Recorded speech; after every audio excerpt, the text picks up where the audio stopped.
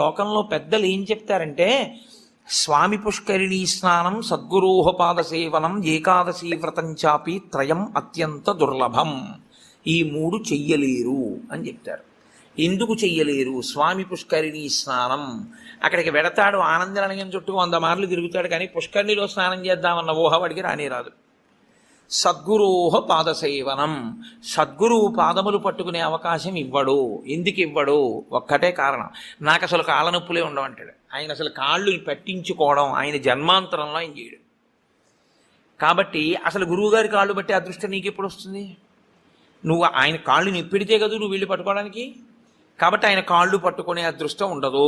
సద్గురోహ పాదసేవనం ఏకాదశి వ్రతం చాపి, ఏకాదశి వ్రతము చెయ్యలేడు. ఎందుకు చెయ్యలేడో తెలుసా అండి? మీరు అంగీకరించినా అంగీకరించకపోయినా శాస్త్రీయమైన